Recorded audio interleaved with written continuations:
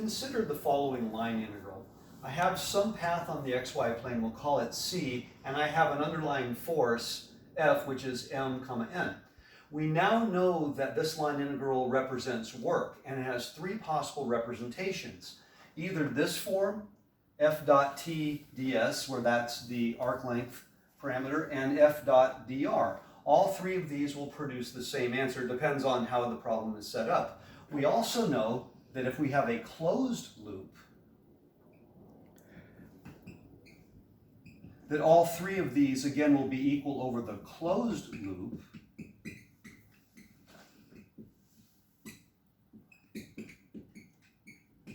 And will equal the double integral over the region of the partial of n with respect to x minus the partial of m with respect to y integrated dA, that being Green's theorem. Now, in 3 dimensions, consider my path is completely on the xy plane. My normal vector will point straight up and down, so my normal vector is 0, 0, 1. And now I have a force in 3 dimensions, but I have a 0 for the third component. So even though I'm in 3 dimensions, everything is taking place on the xy plane.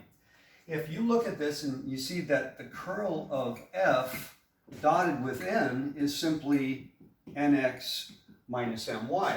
So on my closed path, I already know this, but now this will equal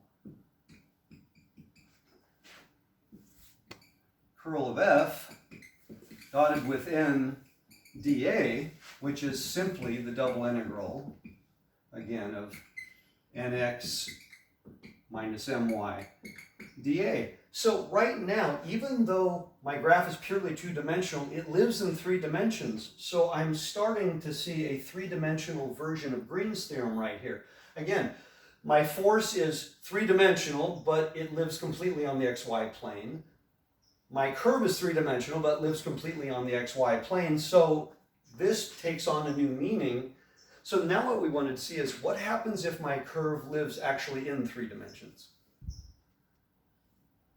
Now I have a curve that's going in 3 dimensions. So this curve can be around any surface.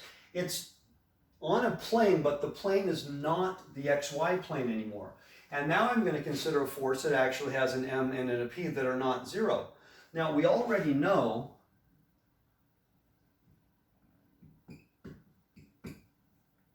that this in 2 dimensions will produce the work. So imagine we took our xy and we're just basically tilting it, we're rotating it. We should still get the same numerical calculation, but this time our normal is pointing out in a different direction.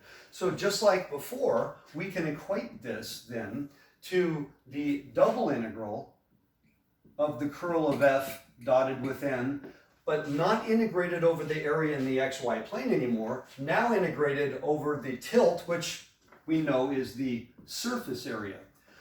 Now, we already know how to convert this back into the dA using the surface area parameter. So basically, this is a 3-dimensional version of Green's theorem. This is what's called Stokes' theorem. So all I have to do is do this portion here, which is generally going to be fairly low level, and we will get another version of work, but now we have work in 3 dimensions around a path. So if you check on the notes online, I've done an extensive example of how to do this problem.